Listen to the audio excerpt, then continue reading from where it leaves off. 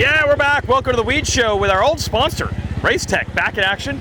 We're going to pump up the RaceTech engine and suspension seminars that are coming up in October. No one else would do this. No one else would do this, only RaceTech. They're such givers. RaceTech.com, you can look for their seminars, and you can learn suspension and engine theory. They'll teach you their secrets, so you can become better at setting up suspension, building suspension, maybe even working on engines. This is for someone who maybe wants to start a business doing this, or maybe, as they like to say, you just want to know the what behind the why and the why behind the what. Just know what makes things work the way they do.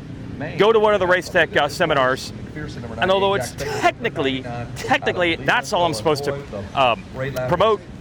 Shout out to the Gold Valves, plusher, better bottoming resistance, more traction, made in the USA. Are you tired of me talking about RaceTech? Even RaceTech is probably like, bro, just get on with Loretta's. Yes, this is the Monster Energy Amateur National at Loretta Lynn Ranch. We got 65 riders coming out in just a moment.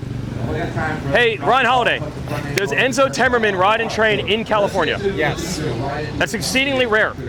He rode 2 days in Oklahoma between Washougal and coming here. That was his prep for the humidity and ruts. Prep. Yes. Now he's got like his own backyard neighborhood track. So they own DT1, which is a track in Central California. Oh, okay. Flat, SoCal, not SoCal, but it's not this. It is not this. It is not this. No. But he's still getting it done. I don't know. My theme is going to be a little renaissance here. We don't see California Temecula on the list very often, like legitimately. But so far, so good. We're trying. We're trying. All right. That's Ryan Holiday, Team Green. We've been buddies forever. Before he was with Team Green, we were actually both like the interns in the office of Racer X. He eventually got a job with the AMA, being the official for this event. And then he got hired by Team Green. And then a quick reality check of how old we are. I've heard it is 17 years that he's been working for Team Green. 17 years. I'm like, he's way too young for that. And then I realized, no, that's about my timeline too. So anyway, my overarching theme, and the reason I want to bring up Enzo Temmerman, who just won his second Pro Sport Moto of the Week. He's 2 for 2 on golds right now, is because he is a California guy and legitimately California. And that has become so rare. And that is the biggest change in the 44 years of this event. That is the biggest change. We'll talk four strokes and how much money everybody spends, but Californians not being up front anymore. I'm going to talk to you, McAdoo.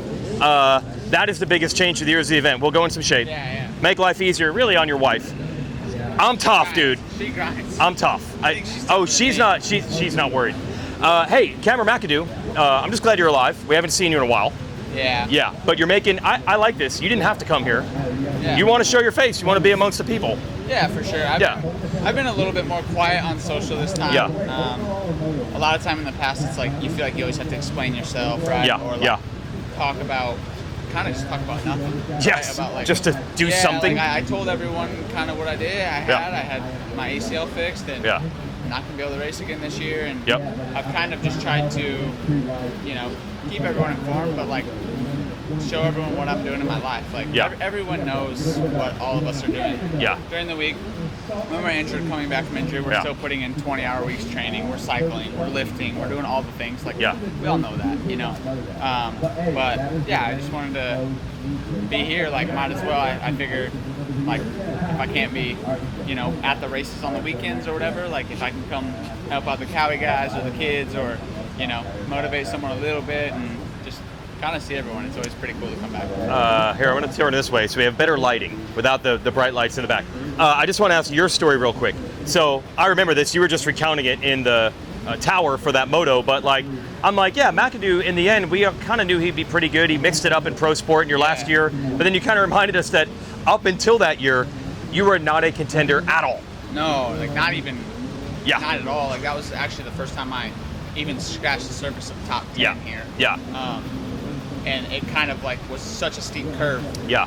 Mini-O's the year prior to that was kind of where it started going. Like felt like I was battling some of the top guys, Chase, Forkner, Bradley Taft at the time. Okay. There's a lot of, it always feels like there's a lot of fast guys when you're in it, right? Yes. But then I came to the Redis and did pretty good. Daytona in between. Very good for me. Yes, Daytona in between was good. Yeah, it was good. But you mixed it up here, led a bit and stuff, I think, right? Yeah. I mean, I led a few motos. I got on the podium 3 or 4 times, which was sick for me. Yeah. I think I got a 3rd and a 4th overall, I believe. Yeah. And that was kind of the beginning, like the middle of my curve up. And then I went to Monster Cup and won, and then I turned pro after Yes. that. So it was pretty quick. It was. But let's not forget, there was a stint as Christian Craig's bus driver in between all this. Oh, yeah. You know what I mean? Like, it's still been an up and down. Yeah, because my first year I raced for Moto Concepts, and which transitioned.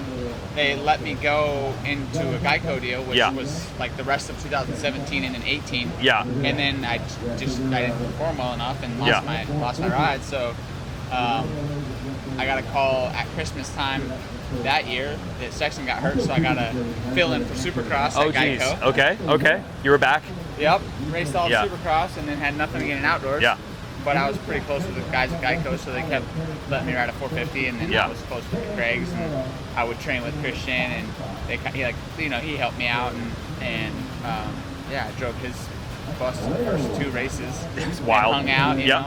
And then I got to fill in at TLD KTM. And you were good. I remember you were like, there were like 4 or 5 guys every week battling for the win, and you were literally like the next guy coming off the couch. So, and I would love to claim coming off the couch, but like I was riding still. Oh, darn it. But not their bike, you know? Yeah. I said, I was pretty much just training with Christian on a 450 just because I'm a dirt bike racer. What else am I going to do during the week, right? And like, but it was like, that was one of my better outdoor seasons because unfortunately you keep missing. Like hopping in. Yeah, I missed a lot of racing. I'm aware of that. Trust me, everyone. I know how much racing I've missed. And I get it. I would love to be there. Yeah. But like I remember like a lot of 6th and 7ths that were. I mean, you had Adam, Dylan, Justin Cooper. Yeah. A couple other guys. And then Sexton was in it. Yeah, that's right. Yep. You get 6, 7. Like, and that was really good for me at the time. And that really caught you on the, I guess, solid ground to keep growing from there. I think just after Unadilla that year, outdoors, was when Mitch called me. And that's Look why at I you now. started here. Look at you now. There we go. That was Cameron McAdoo. So anyway, the biggest change here in this sport and this event is the California thing. So back in the day, I've said this before, if you look at results from the pro races and the point standings at the end of the year in the 1980s, it is all Californians, except for one guy, Billy Lyles, somehow had a ride. Yeah, we're doing a show right now, believe it or not. And the East was ignored. No one got factory rides from the East. No one did. If you were from Georgia, say, it wasn't going to happen, except Billy Lyles for some reason. He was like the only non-California guy. This event was a forced, everyone from every part of the country is going to make it. Unless every rider from California was also going to qualify through the Southeast and the Northeast and all that, this was going to guarantee a level playing field. And at the same time, Dave Coombs, who started this event, started a thing called 125 Supercross East-West. That's why the showdown is named the Dave Coombs Memorial East-West Showdown. There are 49 other states with talented riders that weren't getting their shot. And now, when Enzo Temmerman wins from Temecula, California, we say, wow, a guy who is from and trains in California won? That's how far it's changed in the 44 years. You're a New England native originally, Doug. Yeah, Connecticut native. Connecticut. I think he was Georgia guy. Yes, well, but Connecticut. I've been down there for 23, 24 years. That would do it. I lost my Connecticut accent. You know, you don't. I don't sound anything like Jack Camilio any longer. But, that was a good one. Yeah. This is like Team Green always has a spot, and Doug's always here wrenching away. Yes, sir. Time really here never really changes. Like you and I run into each other here, it could have been 05, 15, 25. It's the same. Correct. Yeah. Absolutely. It's we the pick same. up where we left off. Yes. The only thing that changes is the gray in my beard. Okay. But, one of these days I'm going to shave it off and you won't recognize me. But yeah, life is good. You look wise. Yeah, you still love it though. Oh yeah, absolutely. Oh yeah. Yeah, that's the thing that keeps me going. You know, it's you do this for an income, but ultimately at the end of the day, it's what floats my boat is this environment and helping people and everything else. It's definitely much more valuable than a paycheck to me. That's the reason all of us are here. Yeah. Let's be honest. Amen. Yes, I mean, if I could get to the level I am here doing NFL, the paychecks would be a lot bigger. Yes, sir. But we don't want to be there. Nope. That's Doug Duchette. Met him actually as GNCC Team Green guy and Loretta's a long time ago, and this area, Greenville, does not change. Kawasaki's been behind the starting gate with Team Green here every year since the event started. But what is new is right behind me, This is Monster Energy created this cool zone. Now today on a Wednesday, I'm gonna jinx this, it's actually not that hot. It's hot. But for Loretta's level, I don't know, I don't think it's actually that bad. But what they did invent this year is this. I'm coming in. Hey. Oh, Knowles! Wait, we got this? Yeah, I said I didn't even know this part was over here. No, I was only going to the cool zone. We got Pop-A-Shot? This was a super cool idea, man. It is, and it's literally cool too. When you go in there, it's like cold. Yeah, well that's what I'm going for. They have Pop-A-Shot. See you, Knowles. That's John Knowles from Scott Goggles. I don't know how to operate these tents.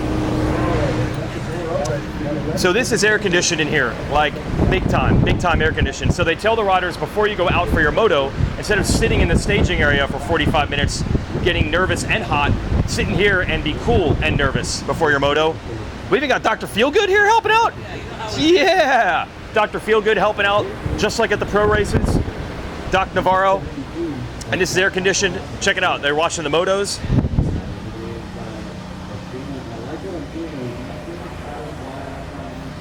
That's a way better place to hang out before the moto begins than all these kids could have been right here. They could have been right here preparing for their moto. Instead, dad or mom or the mechanic, they can sweat it out. The athletes get to keep cool for as long as possible under there. So that's a new addition to the ranch.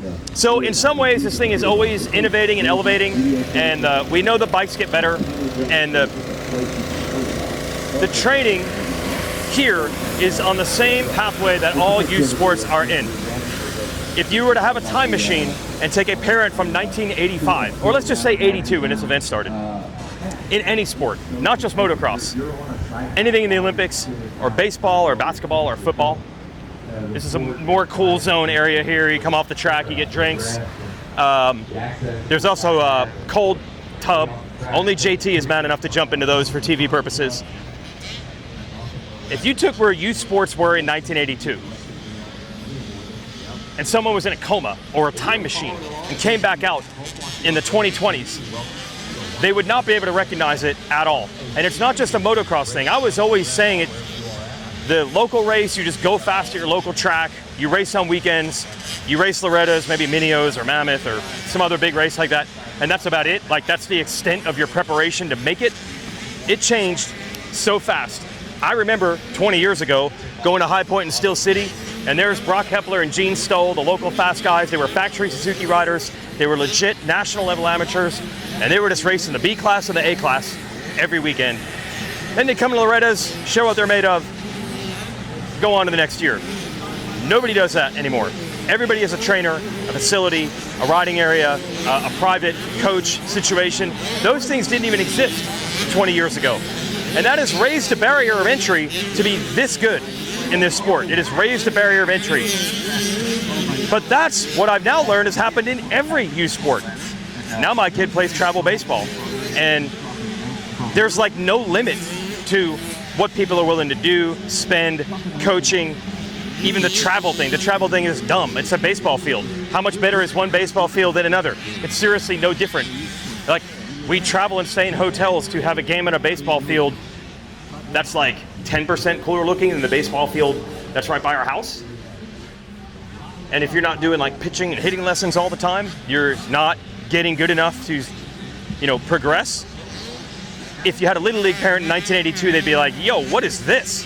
What is this travel thing? What is this ex-MLB player as a coach thing? It's the same thing here, man. Parents are competitive. Parents want the best. Everybody tries to step up the game. You multiply that 1 or 2% every year to 40 or 50 years, and youth sports are unrecognizable compared to what they used to be. What I say for this sport, the solution is this. I'm going to say it right now. Not everybody has to race here, and not everybody has to win here. There would still be much fun to be had just being the local hotshot at a local race series. Or what most people have done now, they've chosen to go race off-road, which is a little bit lower on the pressure scale. But I bet you that's going to start ramping up as well, because that's what happens as we've seen everywhere. Everyone is in pursuit of the same goal, the top. But here's the thing, the top looks the same. The top is the same as it always was. Whether it's Eli Tomac, or Ryan Dungey, or Ricky Carmichael, or James Stewart, or Rick Johnston, or Damon Bradshaw, or Jeremy McGrath, the top of the sport is the same. The pathway to get there is phenomenally different. But that is also the same, again, for every other sport. Again, just to pick baseball as an example, the pathway of a superstar in the 80s to a superstar now, wildly different. I don't know how you put that back in the box, but it would be cool if people were maybe happier to just win their local stuff, and then you wouldn't have to pursue this. But I say the same thing about baseball, and no one wants to play their local rec league. They all want to be in these big travel tournaments also. Where was I?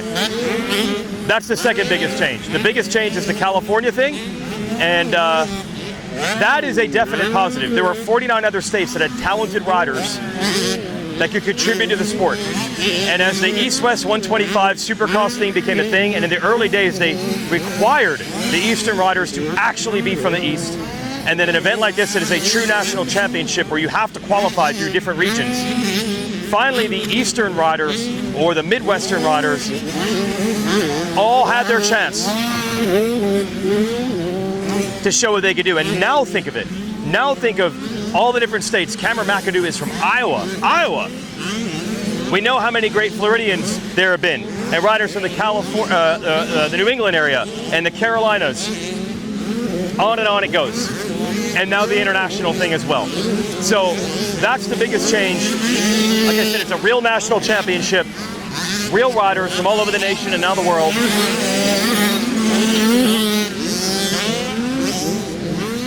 And a lot of people stepping up their game compared to where they used to be.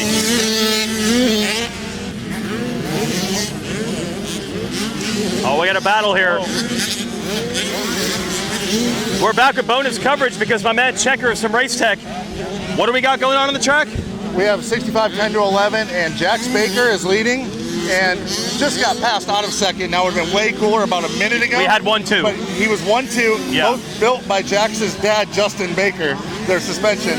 And by RaceTech. By RaceTech. Yes. We're actually working out of their trailer this week at the ranch. So when we say there's RaceTech service centers everywhere, we mean it. Because his trailer literally does the work. Yeah, he's mobile. He goes everywhere to all the amateur events, takes his kid to training facilities, and builds suspension along the way. He has like 20 kids down here on his stuff. And it works pretty well, clearly. They were 1-2. Yeah, they're in the battle. Mini bike stuff. They are, and it goes back to my original point. That's the effort that people are putting in now at this level. That is the effort that people are putting in. Good job, RaceTech, see? Mobile suspension tech. Dad. The bikes are running 1-2. Jax Baker trying to win this one. But again, that kind of thing would have been unheard of in 82, that level of effort, but it's the same thing in all other youth sports. I don't know how you put that back in the box. Maybe we just need to have two levels. That level and that level. Nothing wrong with that. It's supposed to be fun sometimes. See ya.